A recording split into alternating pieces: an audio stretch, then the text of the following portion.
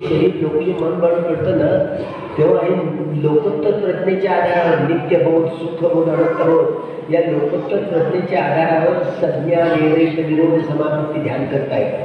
तेव्हा हे लोकी शरीर लोकी मन बंद पडतं, निर्वाण धातूच्या रसात पाठन सुरू होतं. याला निर्वाण धातूचा साक्षात्कार होतो. हे बरोबर चित्त उत्पन्न होतं. अनित्याकडे नित्याकडे नेणार, दुःखाकडे सुखाकडे नेणार आणि अनंताकडे अनंताकडे नेणार. ही सगळी प्रक्रिया नंतर समजावून सांगेल. तुम्ही पहिले घटकेली होतं, याच्यासाठी लांब लांब शिबिरं करायला लागतात. एक एक ज्ञान समजावून देताना तुम्ही नीट ऐकतात. सगळ्या 10 नंबरच्या फुलाकडे सगळं पाणी वाहून समजलं. बोधी आहे, ही मिथ्या नाही, ही संबोधी आहे. त्यामुळे संबोधी ज्ञानाचा आउटलुक समजण्यासाठी पुढे पुढे येणाऱ्या कालखंडात या बाबासाहेबांच्या या भूमीवर असे वर्ग होतील. तुमच्यासाठी डॉक्टरेट झालेले लोक, प्रोफेसर झालेले, वकील झालेले लोक, इंजिनियर झालेले लोक, तुमचं ट्रेनिंग घ्यावं लागेल. इथे काही दिवसासाठी मी येणार आणि पुन्हा ही ट्रेनिंग घेऊन संबोधी ज्ञानाची ही आकलन दृष्टी ती जशी जशी प्रसवता आली. बाबासाहेबांनी 4 प्रतिज्ञा दिल्या, त्या पाठांतर करून टाकली. जीवसृष्टी आहे अशी प्रतिज्ञा आपण करूया. तुझ्या प्राण्याचा बहुसागर काळ मिळायची सैद्धांतिक व्यावहारिक पंचाचं आकलन झालं, समजावून सांगता आलं नाही तर कल्याण मित्राची भूमिका नाही वाटवू शकणार, मार्गदर्शकाची भूमिका नाही वाटवू शकणार. आपल्यामध्ये असं ते होऊ शकतं. काकृष्ण भाषे, बहुकृष्ण भाषे, युवकृष्ण भाषे आणि प्रतिज्ञा सारे विषयांना घालून टाकली. ते रागा आहे, देश आहे, तो आहे, कामकृष्ण हे भगवान कृष्ण हे जीवकृष्ण चालली जा असं म्हणून चालत नाही. तुम्हाला एक कंबट ठरणाचा सम्यक ज्ञानाच्या आधारावर अभ्यास करावाच लागेल. तेव्हा तुम्ही तुमची सक्षमता येईल. अनंत सत्य आणि प्रतिज्ञा आपण एक एक सत्य आपल्याला संपूर्ण सत्य झालं. संपूर्ण सत्य सूक्ष्म सत्य अर्थ करावं आणि निब्बाण परमंसुख हे अंतिम सत्य आहे. या सत्याबरोबर तिसरं हे सत्य आहे, लोकीय सत्य, लोकोत्तर सत्य. आणि चौथी प्रतिज्ञा भगवंतांचा मार्ग अतुल्य आहे, अतुलनीय आहे, अमानवतो. प्रतिज्ञा आपण म्हणली आहे की मार्गाचं एक अंग योग्यपणे जाणून त्या मार्गावर बरोबर चालता आलं तर बरं. चालताना आलं तुमचं काही खरं नाही. मग ज्ञान मग संपयित आनंतर समुत्थान आनंद उपानंद भंगपचे. म्हणून डॉक्टर बाबासाहेब आंबेडकरांनी समताधिष्ठित समाजमूलक समाज निर्मितीसाठी मनूचा जुना काळा कायदा जाळून टाकून, मनुस्मृती जाळून टाकून भगवान बुद्धांचं जनतंत्र, लोकतंत्र तुम्हाला आम्हाला बहाल केलं. प्रकृतीनं जसं काही त्यांच्या शिरामध्ये काम दिलं होतं या देशात संविधान निर्माण करण्याचं. 390 प्रकारच्या स्वभावाची माणसं, 5 प्रकारच्या वेदनातून हे निवड, 395 प्रकारचं संविधान. हे 395 कलमांचं संविधान केवळ बाबासाहेबांनाच निर्माण करता आलं. जगातल्या कुठल्याही राज्यशास्त्रज्ञांना नाही करता आलं. जगताचा एकच केंद्र सांगता तिथे न्यायवाद नियमकारी बनवा. या मानवी मूल्याच्या आधारावर समता मिळत जीवन पद्धती म्हणजे लोकशाही. जेवढी लोकशाही जगातल्या कुठल्या राज्यशास्त्रज्ञांना नाही करता आली. हे महाकुशल चित्त आहे बोधिसत्वाचं. बुद्ध धर्म म्हणजे क्रांती, ब्राह्मणवाद प्रतिक्रांती. बाबासाहेबांच्या चित्तातलं प्रसवलेली महाकुशल चित्त आहे. डॉक्टर गंगाधर पानतावडेपासून केशव देशरामांपर्यंत, दया पवारांपर्यंत, डॉक्टर रावसाहेब गजबेपासून डॉक्टर यशवंत मनोहरांपर्यंत दलित साहित्य, ब्राह्मण साहित्य, बहुजन साहित्य, दलित ब्राह्मण आदिवासी साहित्य, दलित आदिवासी ग्रामीण साहित्य, फुले आंबेडकरवादी साहित्य, आंबेडकरवादी साहित्य, नाना प्रकारची डायनॉमिक झाली. अजूनही 1456 झालं बाबासाहेबांनी धर्मक्रांतीनंतर अजून धर्म साहित्याचं सौंदर्य प्रसवता आलं नाही, फुलवता आलं नाही, फळवता आलं नाही. संबोधी ज्ञानाची दृष्टी अडप्ट करता आली नाही, करता आली. 1 इंच म्हणून ही धम्म चळवळ ही अशी गत्यात आहे, अवंतात आहे, आवडतात आहे. तिची कोटी फोडायची असेल तर या 4ही प्रतिज्ञा पाठांतर करून टाकायच्या. दर रविवारी विहारात जा असं म्हणत होते बाबासाहेब. सम्राट अशोकाच्या कालखंडात पौर्णिमा, अमावस्या आणि अष्टमीला सुट्ट्या असायच्या. एक आठवड्यातला एक दिवस उपवास दिवस टाकून द्यायचा, सोडून द्यायचा सुट्टीचा दिवस. तो 8 श्री धारण करून दान गत्वा शीलं समाधित्वा उपोषणकं मंगत्वा तन्हस्सादेति यदिनंदन्ति ध्यानं उत्पादेति, वसनं उत्पादेति, वर्षं उत्पादेति, फलं उत्पादेति, समापत्तिं उत्पादेति. या साऱ्या उपलब्धी 10ही पारमितांचे धडे आपले परिपूर्ण झाले. यालाच परिपूर्णत्व म्हणतात. जेव्हा पारमितांची 10 घडे परिपूर्ण होती तेव्हा आपल्याला आर्य सत्याचा साक्षात्कार करण्याचा साठा संग्रह त्याला चालू करायचा. तुमचे 10 पारमितांचे घडे भरलेले आहेत, तुम्हाला माहिती पडलं का? नाही म्हणलं तुम्हाला माहिती पडलं? बुद्धी एवढी आहे. बरं, समजणाऱ्या माणसाला तरी विचारलं का तुम्ही माझे 10 पारमितांचे घडे भरले आहेत नाही? तर बुद्धी सुचत नाही ना. हे चित्त आहे ना, शोधन चित्त ते उत्पन्न झालं पाहिजे. म्हणून हे चिंतनमय ज्ञान याला सीमा, बुद्धीला सीमा आहे. म्हणून या 40 वर्षाच्या कपटखानाचा आणि विपश्यना भावनेच्या कपटखानाचा अभ्यास आपण योग्य खोलीत जाऊन करा, तरच सत्कर्माचा प्रचार करण्याचा वैभव भिक्खू भिक्खुणी उपासक आणि उपासिका या 4ही परिषदांमध्ये येईल. आणि बाबासाहेबांची लेकरं साऱ्या जगात पसरणार आहे असं म्हणते मला. मी आनंदित झालो.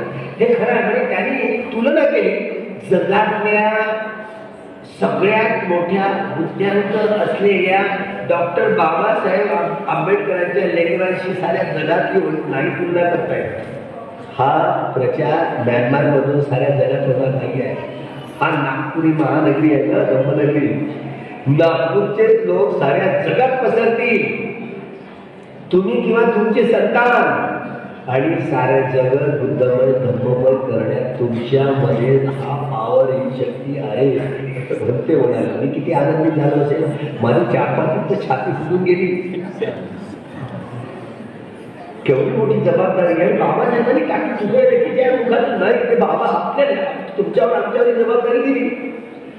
तर किती गंभीर काम आहे, सगळ्यात मोठं कठीण काम आहे साऱ्या जग बुद्धमय धर्ममय करणं.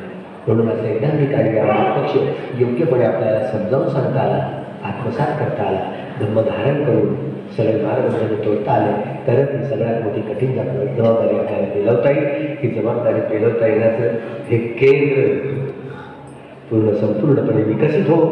बुद्ध धर्माच्या प्रचाराचं प्रसाराचं केंद्र ज्या बोधी दाखवण्याची ही पद्धती डॉक्टर बाबासाहेब आंबेडकर खरं तर पंढरपूरला धर्मांतर करणार बुद्ध जयंतीला. पण पंढरपूरच्या लोकांची मात्र लई जड अजूनही गेलं. 10 वर्षापासून पंढरपूरला जातो विमानपुरे लई जड माथ्याचे लोक. आता नागपूरकरांचं आपलं कारण जास्त म्हणून मग करायचं हा थोडा नागपूरच्या दीक्षा होईल. ही भगवंताची मूर्ती होती का त्यांना धर्माच्या थोड्या तर तुम्ही प्रत्यक्ष पाहिले का? आता धर्मांतराचं जेवढा ही मूर्ती होती ती आहे ना, दिसली का? बाबासाहेबांनी या मूर्तीच्या चरणावर हात टेकला. पत्रकार पाहायचे, पत्र आम्ही तर वाचतो, आमची आजी आली म्हणून ते सांगायचे. अरे मोडेल पण वापरून आणण्यामध्ये कोणाकडे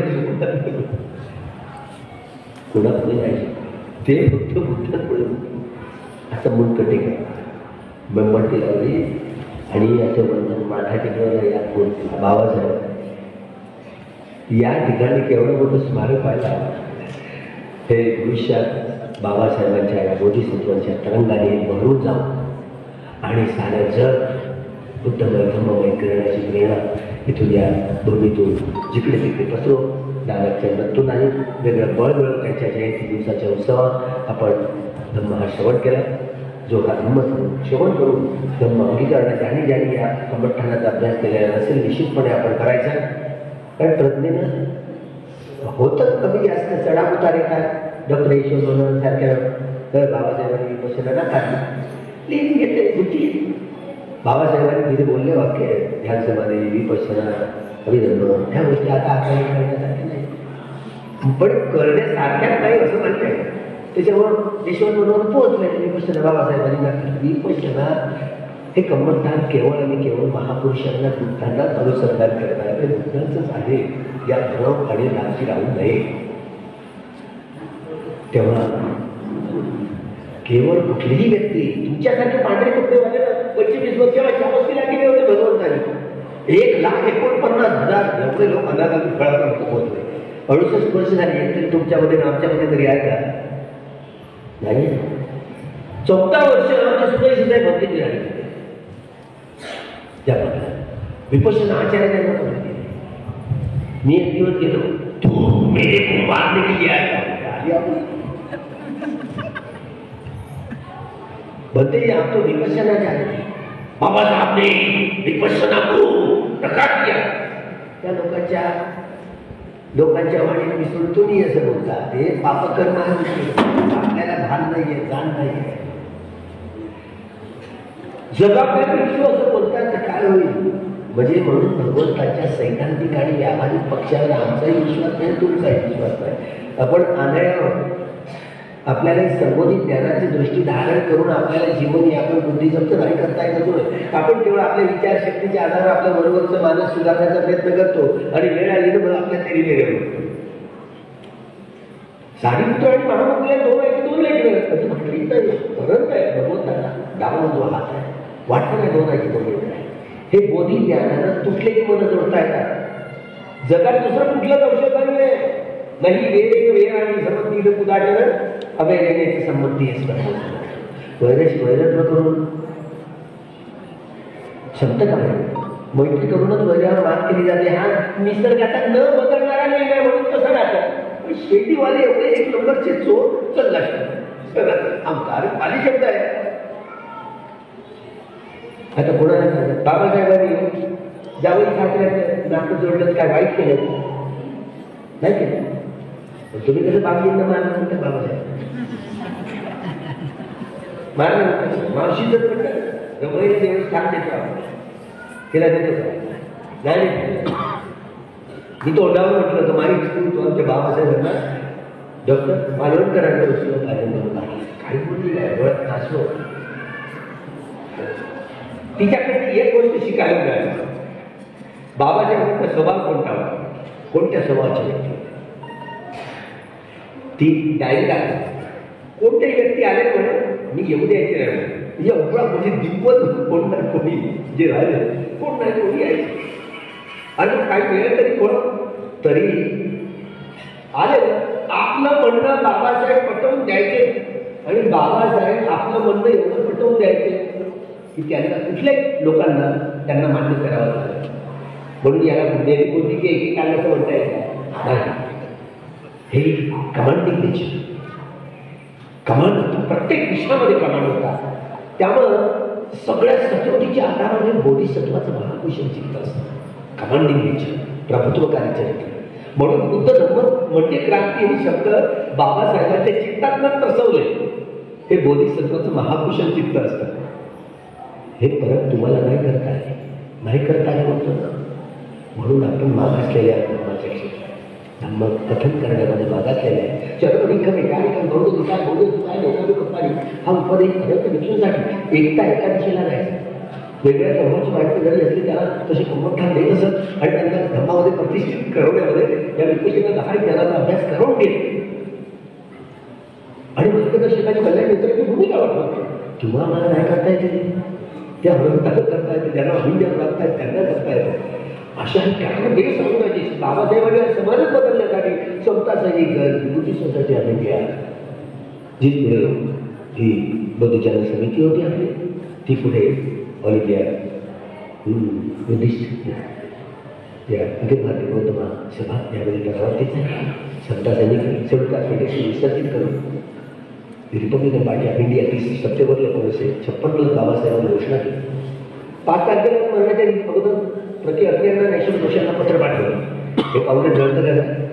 काँग्रेस साम्राज्यशाही भांडवलशाही ब्राह्मणशाही प्रतिनिधित्व करणार ते आपल्याला कल्याण करणार आहे.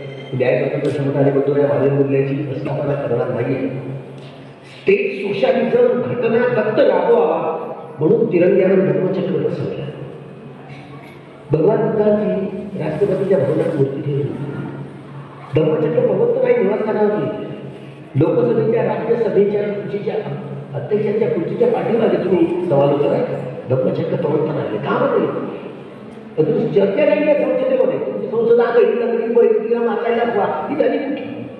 मी जाईन म्हणतो तिथे निवडून नाही म्हणून आपल्या सरकार दीक्षित काम नाही निवडणुकीला उभं राहिलं निवडणूक झालं.